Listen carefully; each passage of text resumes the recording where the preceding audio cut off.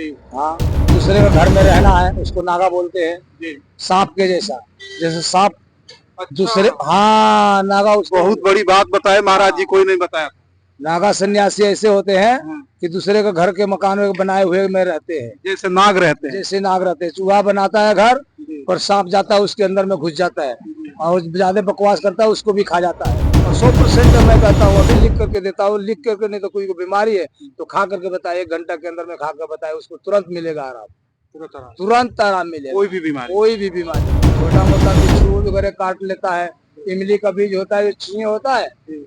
उसको फोड़ दो, जी। उसका बीज में से गुत्ती जो सफेद वाली निकलती है, लाल वाली हटा दो, वो गुत्ती लो और उसको तुरंत दूध में भिंगाओ, बकरी के दूध में, गाय के दूध में, तो जहाँ बिच्छू काटा उसको यहाँ पर चिपका दो, तो उसमें जैसे कि उसका नशा वो जहर जो होगा सांप का उसमें आएगा तो वो अपने आप हिलने लगेगा, तो उसको उठा करके हाथ से तुरंत दूध में डाल दो, दूध में डाल के फिर 3-4 बार करने से वो जहर उतर जाता है। कितना भी जहरीला हाँ, सांप। कितना भी जहरीला सांप हो। चोरी नारी मिथ्या, ये 3 चीज छोड़ करके बाकी सब साधु का इच्छा। सब साधु। हाँ, चोरी नारी मिथ्या, ये 3 चीज छोड़ देना है, बाकी सब सन्यासी का इच्छा। मोटर कार हो, नागा बाबा की सरकार हो, हाँ आप उठाएंगे मुद्दा, उसको सुधार ले आओ तो अच्छी बात है, नहीं तो बार बार ऐसे ही होते रहेगा तो अब तो साधु आगे ले कुंभ मेला में और भी कम साधु आए। आप सभी को नमस्कार, मैं हूं चंदन कुमार और आप देख रहे हैं जनलोक भारत टीवी। और अभी हम मौजूद हैं प्रयागराज महाकुंभ 2025 में और मेरे बगल में नागा बाबा हैं, नागा सन्यासी हैं। आइए हम इनका आप लोगों को दर्शन कराते हैं, इनसे कुछ सत्संग करते हैं। महाराज जी बहुत बहुत स्वागत है। हाँ बोलिए जी। तो महाराज जी ये बताइए, कुंभ में आप कब आए? मेरे को तो भैया यहाँ 2 महीना हो गया आए हुए। जी। हाँ, और आप लोगों का स्वागत है कुंभ मेला में, आप लोगों का, संतों का, सबका आशीर्वाद आप लोगों को मिले जी। कि आप लोग ऐसे साल साल आप लोग दर्शन मेला करते रहे, कुंभ मेला का भी लाभ लेते रहे। साल साल भर तो नहीं आता है जी। पर 6 साल में और 12 साल में आता है। जी। जी।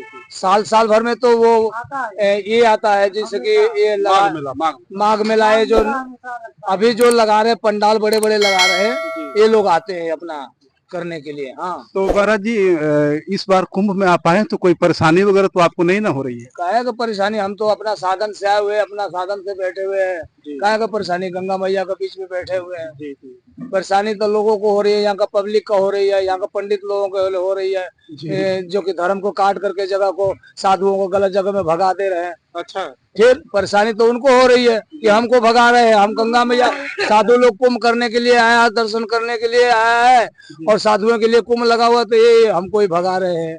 आपको भी भगाया गया महाराज जी? ये भगाने का मतलब देखो, रेलवे पुल के नीचे में बसा दिए हैं, बोल रहे हैं कि जाओ यहाँ से अलग में लगाओ, उधर लगाओ। कहाँ उधर से अलग लगा, कहाँ लगा रहे थे महाराज जी आप? वहाँ से तो यहीं पर लगा रहे हैं, हम तो 3-4 बार से लगा रहे हैं और साधु को तो सबको हटा दिए। चुप नहीं, एक बोलना है, इनको बोलने दीजिए महाराज जी को।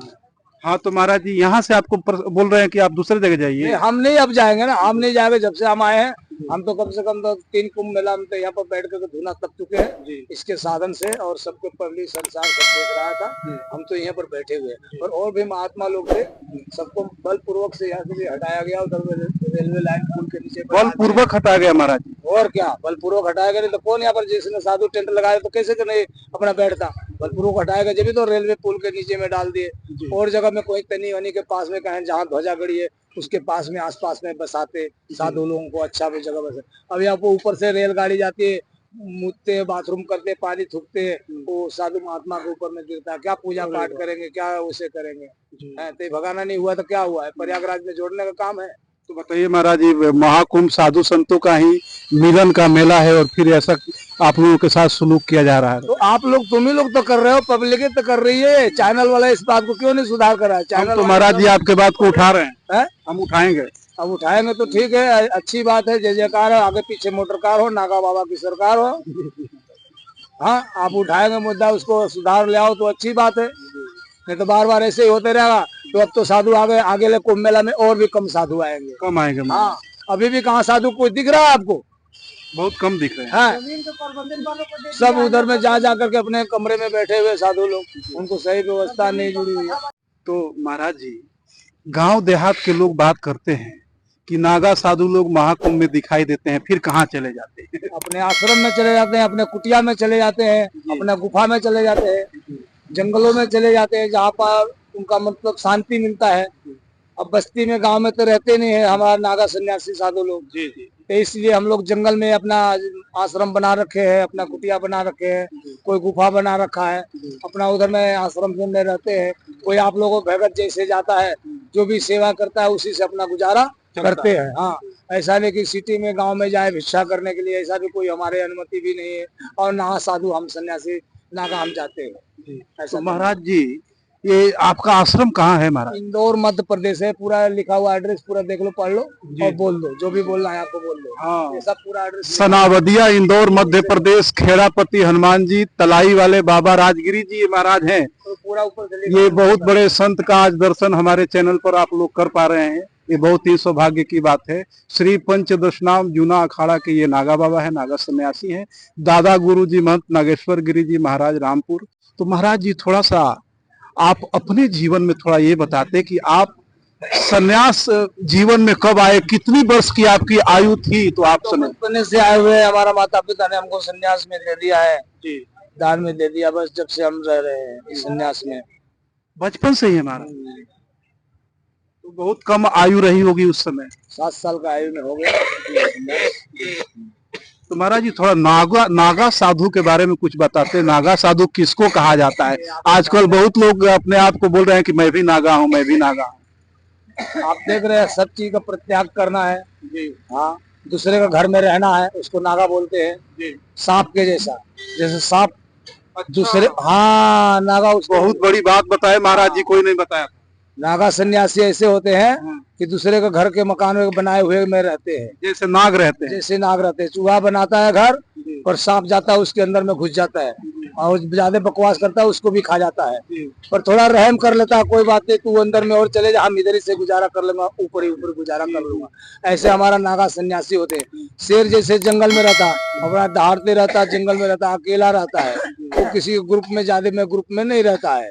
ऐसा हमारा नागा सन्यासी होता है। शेर के जैसा, समुन्द्र के जैसा सन्यासी हमारा ऐसा होता है कि शांत रहता है। 365 नदियां, पता नहीं कितनी नदियां उसमें जाकर के मिल जाती है, फिर भी समुन्द्र का पानी खारा रहता है। जैसे हम कि आपको जो भी हम बोलना है, हमारा दुख तकलीफ हम क्लियर आपको बोल रहे हैं, इसमें कोई लाग लपेट नहीं है।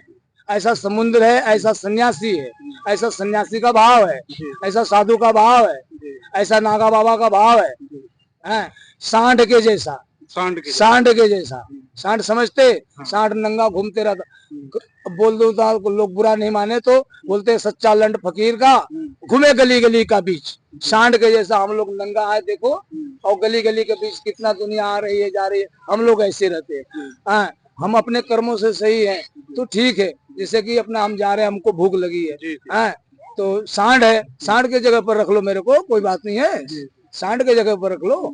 हम जा रहे हैं, रास्ते में जा रहे हैं, आपका खेत में लगा हुआ है, हरा भरा लगा हुआ है, 2 गप्पे इधर से मारा, 2 गप्पे उधर से मारा, 3 गप्पे उधर से मारा, मेरा पेट भर गया।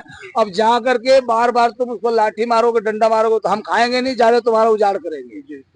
ऐसा हमारा सांड के जैसा जीवन है। सांप है, सांप रास्ता में जा रहा है आराम से, उसको छेड़ो बोलो मत, अपना रास्ता में चले जाएगा, हाँ उसका जगह मिलेगा, अपना बैठ जाएगा। अब उसको पत्थर मारोगे, रोड़ी मारोगे तो मुंह तो मारेगा ही। अचानक पैर तुमने रख दोगे तो वो जानबूझ करके तुमको नहीं मारेगा, पर वो अपना शरीर का बचाव करते हुए भी वो डंक मारेगा। तो वो आपका इच्छा नसीब में है तो बच जाओ, तो बोलता है काल का मारा हुआ तो कौन बच सकता है, क्या सांप से कैसे नहीं मर। ऐसे सांप सन्यासी होते हैं। मन से तन से तुमको दिमाग से मार देंगे कि तुम सुधर ही नहीं सकते हो, समझ में आया? ऐसा सन्यासी होते हैं, सांप के जैसा है।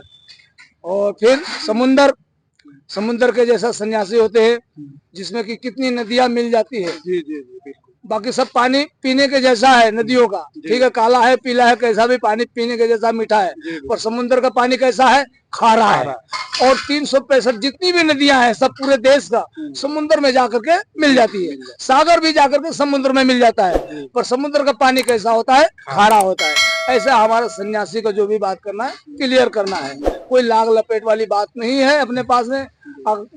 चोरी नारी मिथ्या, ये 3 चीज छोड़ करके बाकी सब साधु का इच्छा, सब साधु। हाँ, चोरी नारी मिथ्या, ये 3 चीज छोड़ देना है, बाकी सब सन्यासी का इच्छा। कोई जान पर मारे को मारने के लिए आएगा तो अपना बचाव करते हुए अपना मैं भी वार करूंगा उसके बाद। अब वो मर जा रहा है तो भाई उसकी नसीब है, या मैं मर गया तो मेरी नसीब है, किसी को क्यों इसमें दोष देना है। इसीलिए मैं गाड़ी में भी इंदौर मध्य प्रदेश से चल करके अकेले ही जाता हूँ। अकेले? हाँ, लड़ेगी भिड़ेगी तो मरूंगा, मैं मरूंगा।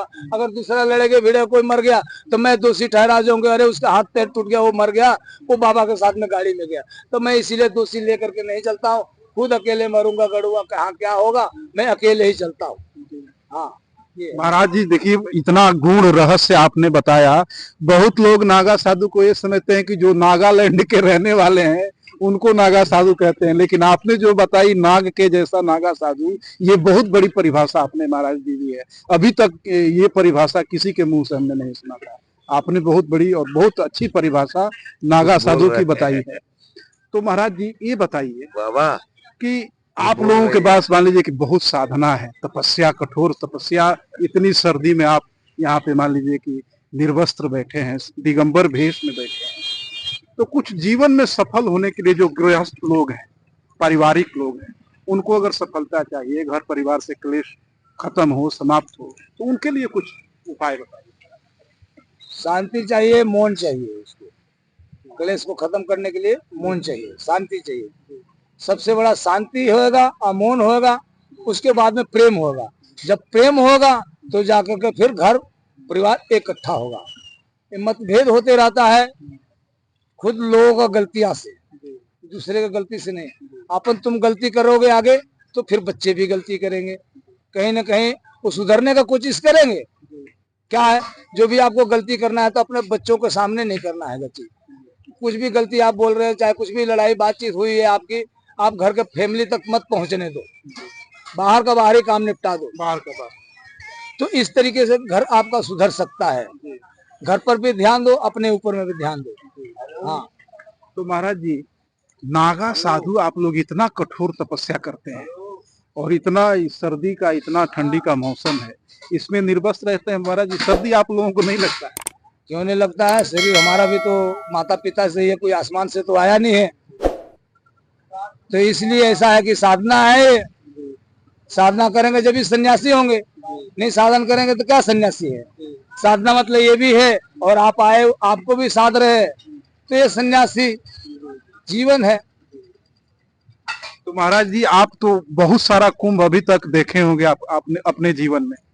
हाँ देखे हैं, 20-25 कुंभ, 15 कुंभ, 20 कुंभ तो देख ही लिए होंगे कम से कम। क्योंकि आपने 7 वर्ष के ही उम्र में सन्यासी बन गए थे आप। उस समय तो महाराज जी 7 वर्ष की अवस्था में तो अभी ज्यादा बुद्धि भी नहीं होगा, ज्यादा दिमाग भी नहीं। क्यों नहीं, बुद्धि था, दिमाग था। जो अभी कर रहा हूँ वो उस टाइम कर रहा था। उस टाइम अभी खाना खा रहा था, पी रहा था, 7 साल की उम्र में भी आपसे बातें चीतें कर रहा था। आप पैसे देते तो हम दुकान से सामान लेकर के आ जाते। दादा गुरुजी हमारे ऐसे थे, वो तांबे के पैसे इसे पीतल वाले देते थे जी, तो इसके गुड़ हम लेकर के आते थे, चीनी चाय पत्ती ले जाते थे। हाँ, तम्बाकू वो गुड़ वाली मिलती थी, उसको हुक्का में पीने वाली वो मिल जाती थी, तो उसको लेकर के आते। आश्रम में भुर्रा वाली मिल जाती थी, से मेरा तम्बाकू ऐसा करके बोलते, इतने तम्बाकू में रख करके पीने वाले, वो इतने इतना मिल जाता था, इतना गुड़ राशन मिल जाता था।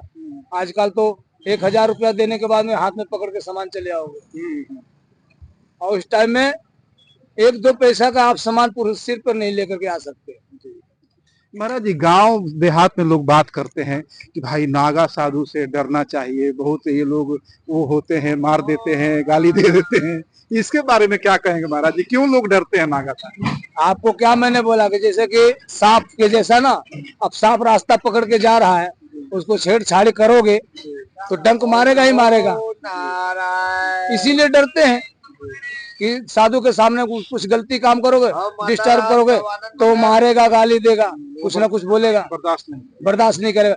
महाराज जी, एक बात ये प्रचलित है कि नागा सन्यासियों को नाग, या जो जिसे हम लोग सांप कहते हैं, जो बहुत ही जहरीला सांप होता है नाग, वो जब डसता है तो उसकी जहर नागा साधुओं को नहीं लगती है। इसके बारे में थोड़ा बताइए।